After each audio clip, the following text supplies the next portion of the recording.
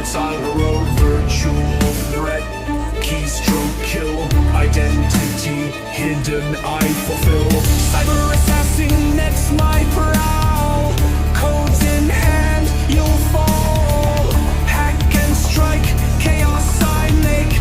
Cyber realm, my domain to take.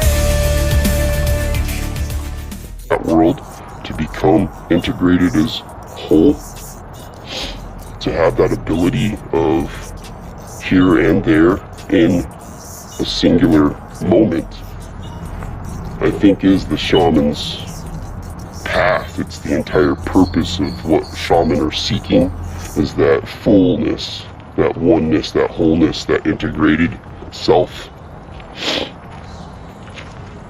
Because that's the place from which you will cultivate the capability of wielding magic,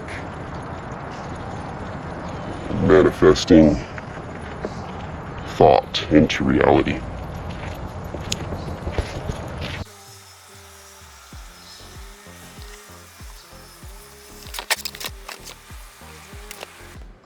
End up seeing the sunrise.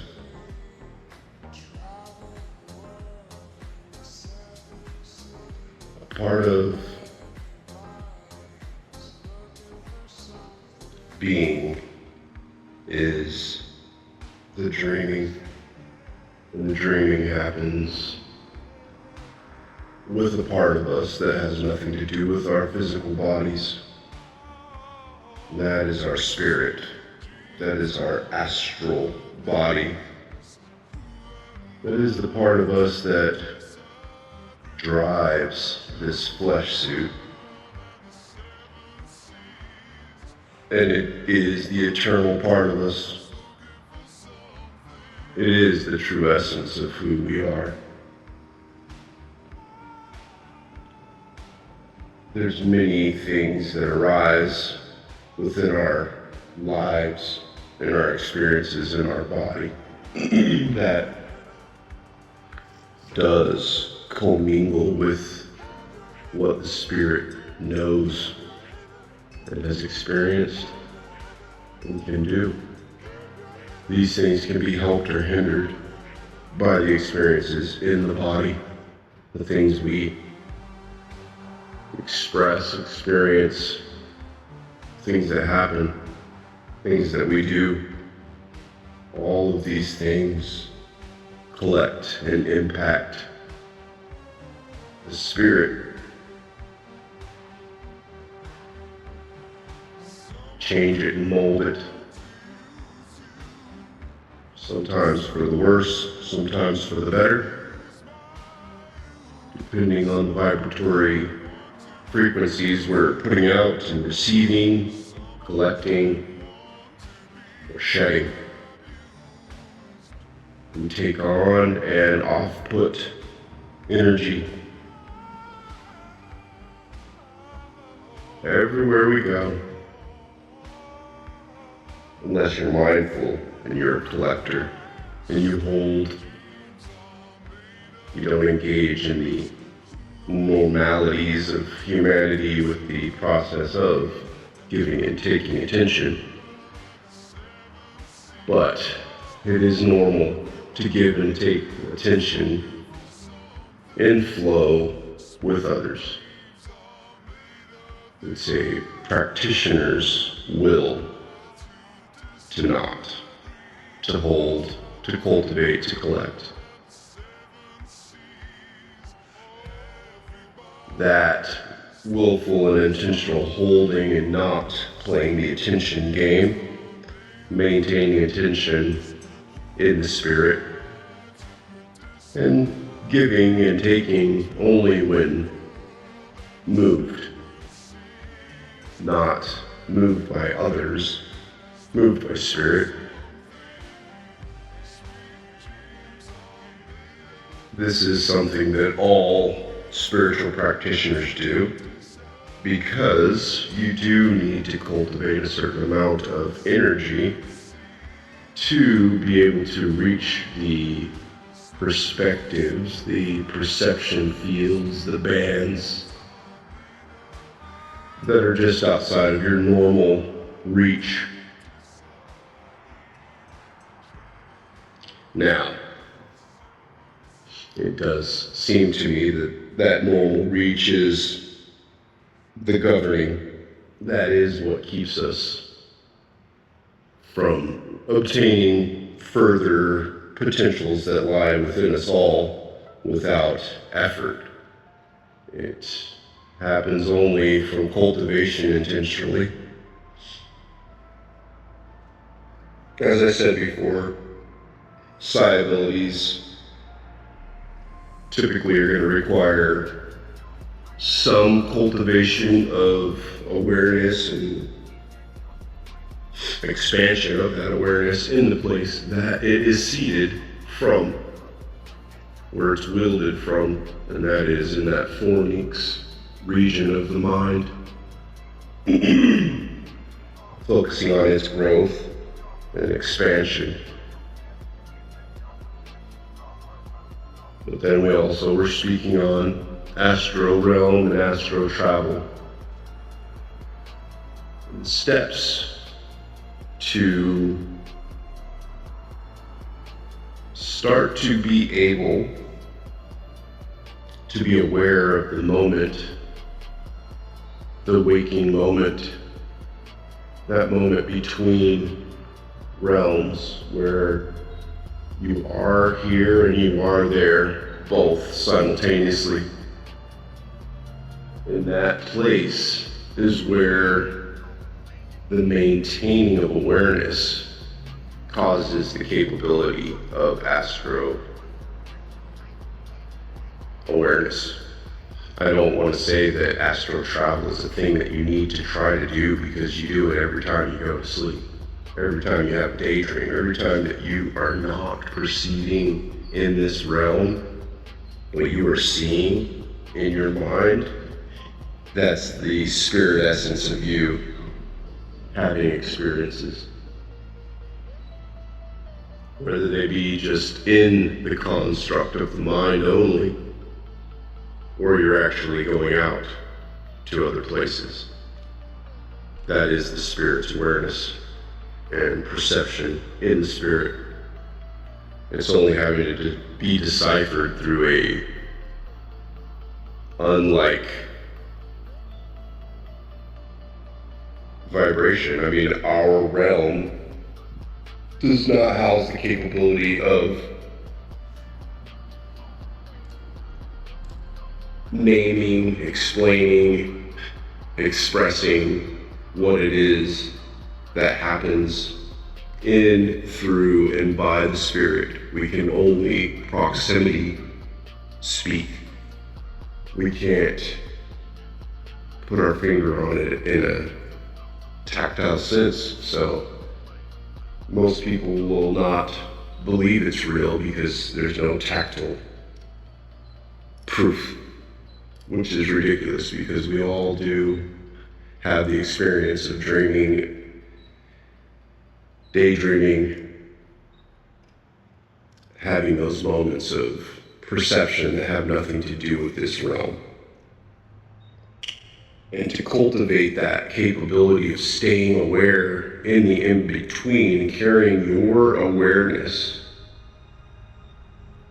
that you typically only focus enough on to be cognizant of, to be lucid. When you are focusing your lucidity on an imaginary object again,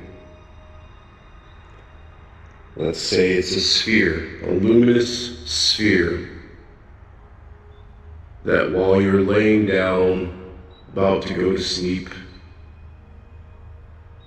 you lay back and you close your eyes and you imagine this luminous sphere. And this luminous sphere is levitating about 3 feet from your forehead. And there it hovers. Let's say it hovers and it pulses. And it's a bluish white electric aura. And it hovers at that 3 foot from your forehead spot. And as it sits, and as you lie there imagining this sphere that's pulsing and glowing, floating, just resting comfortably in the air above you, all you're doing are 2 things. You are breathing in a very intentional, calm, steady, measured manner. Every single breath is felt, noticed, recognized, and it is the only thing that you know, see, feel, hear, experience. Is that floating luminous ball 3 feet from your forehead and the measured cadence of your breath. In, out, in, out. And as you breathe and you focus on nothing else in the world but your breath and the measure and that ball floating, it may not happen the 1st or the 10th, but at some point, as you consider it a reality that you are going to fall asleep, and as you do, you will feel that moment that we always think is, well, I was falling asleep and I had a dream that I fell off a cliff and bam, I woke up. You'll feel that. And it'll scare you. And you'll wake up. And the point of astral traveling is to break that fear. Because that fear will wake you back into your waking world until you do. But once you can stay lucid and cognizant and have that moment come and go to allow the unfolding of your essence to flow out of your body and into the open air, and to move as it is capable of moving, as it will escape from your flesh suit and it just immediately start to streak across to somewhere, and your normal capabilities of rate of travel and awareness and the things that you know and the things that you can do in that realm will all rush back to you with your standard awareness. And it is daunting, it's disorienting, it breaks your reality. And these are the things that cause the fear. These are the things that keep you from it.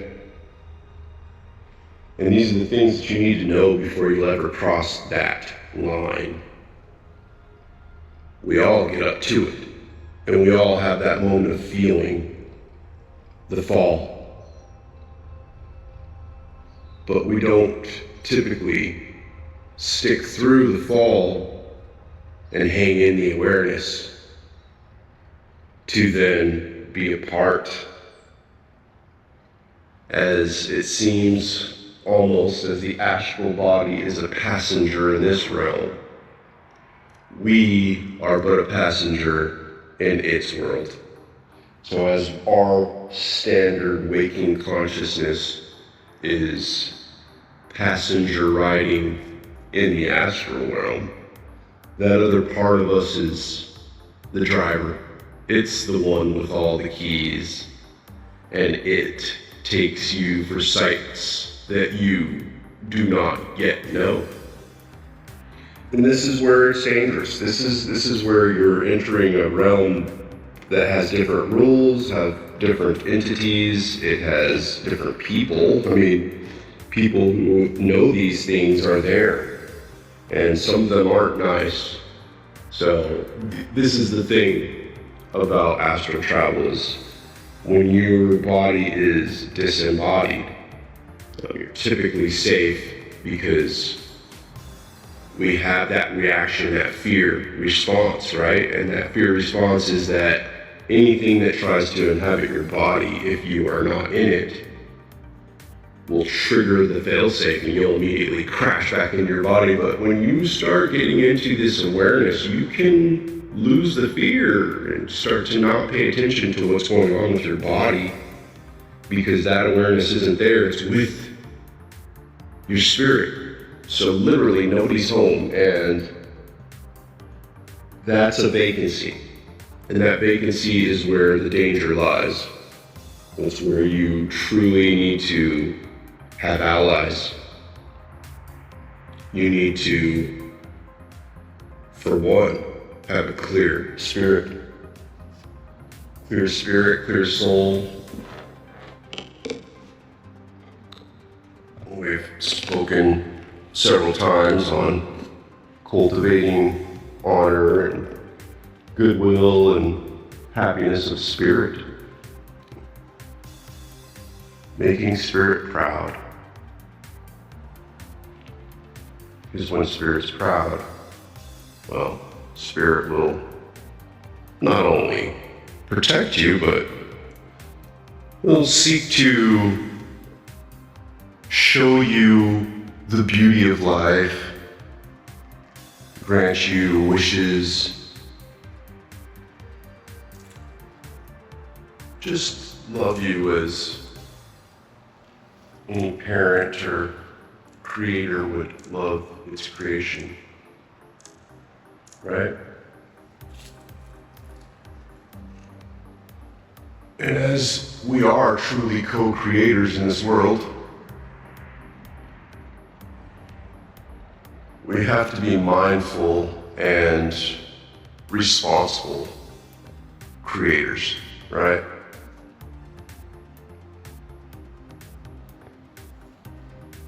It's not okay to do it in a selfish manner. And that's the other thing with the astral realm and astral travel is it is intrusive. It is something that gives you a capability to sneak around and go places and see people, and it's almost like standard thoughts. You can think whatever you want to think, right? If you want to think good thoughts, you can think good thoughts. If you want to think bad thoughts, you can think bad thoughts. It's up to you, right? What you choose to focus and dwell upon. And if you have these capabilities, then it is also important to have focus and clarity of goodness, and that will help you to stay safe because the good spirits will be drawn to you and keep you safe. But if you go to a place that you're not from with ill intent, well, just think about going to a neighborhood, where everybody's family, everybody knows each other, and then you come in with bad intent and your bad attitude, and you behave poorly, and your behavior, pisses everybody off, and somebody decides, fuck this dude, we're gonna disappear, fuck this one, and all of a sudden you're gone, You went somewhere where you didn't understand that, the culture there is like, okay with disappearing you if they don't like you. People think that other people are like them. We see us and others, right? And we do the same mistaken behavior in the dream world. We carry that behavior over, and you gotta understand it's not like that. There aren't laws and things in the same manner. There's spiritual law. It follows nature. more than nurture.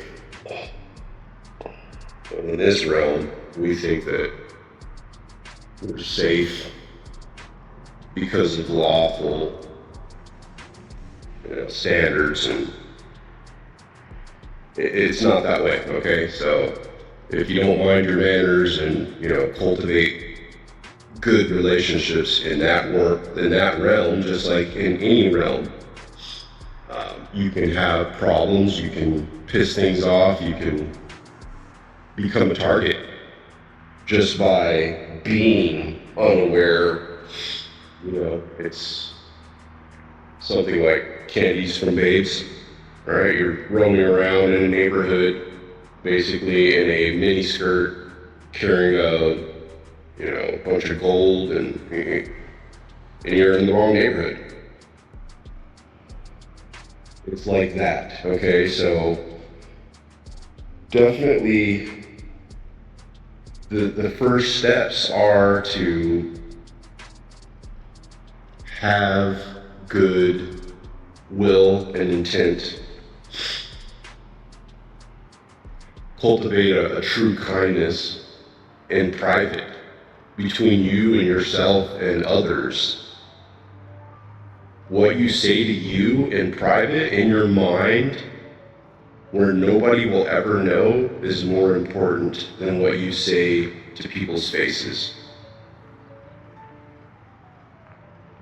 What you do when nobody ever sees and will never know, and the things that you say and think when nobody ever will know or see, those are the things that need to be purified and be pure. It doesn't matter if you're good in the eyes of others. It matters if you're good in the eyes of yourself and God. That's when you know, right? You'll be safe. You'll be okay. But if you're not certain, you maybe shouldn't do it, because you will absolutely be attractive to things that are more predatory than you would imagine in this realm, things being capable of being predatory. There are things out there that just want disorder, hate, anger, destruction, death, for no good reason. That's real. There's beauty, love, light, greatness in the astral realm, just as there is horror and torment and terror. It's everywhere. It's in this world, it's in that world. But we are the ones that bring it, call it, cultivate it, either through our actions or inactions. Sometimes we let ourselves go into neutral, is what we think. We think we're just letting it ride, and things go out of control. It goes a direction that we didn't intend it to go, whether it be in our thoughts or our actions. But I'm here to say that it's not just letting it go and things just happening. It's you being willful or being acted upon. You're either unaware and being acted upon because you are not being in your dominion, or you're in your dominion and your intent and will is all wrong, and you've cultivated a relationship with a predatory or parasitic being that wishes ill on you to weaken you so it can take your energy. And I will give you the power that keeps you safe. There's principalities, right?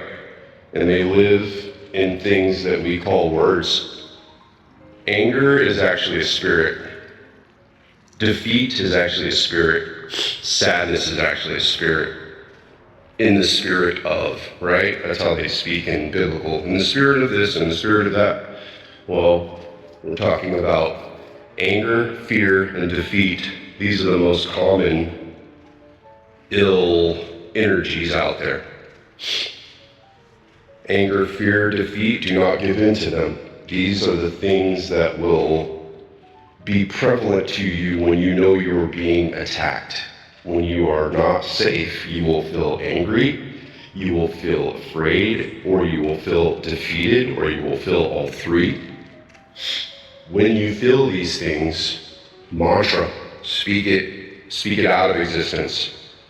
Anger, fear, and defeat, don't give in. Let them go. Pass through. Pass through. You have to call on spirit, call on your guides, call on what you believe, what your power is, your ancestors, spirit, whatever it is. Call on that and defeat that anger, that fear, that defeat. Because once you start to break through those things, then you start to be able to recognize what is and what is not you. And knowing your own mind and thoughts from the outside, other people, other spirits, that's where you're going to be protected. Knowing your own mind, knowing your own thoughts, and knowing that anger, fear, and defeat come from the outside. They're not natural. And if you feel it, you know you're under attack, immediately go on defense. Then again, if this seems kooky to you, so what? So watch something else, listen to somebody else. People who know. People who understand that the spirit's real and are interested in cultivating the relationship between this world and that world, to become integrated as whole, to have that ability of here and there in a singular moment, I think is the shaman's path. It's the entire purpose of what shaman are seeking, is that fullness, that oneness, that wholeness, that integrated self. Because that's the place from which you will cultivate the capability of wielding magic, manifesting thought into reality.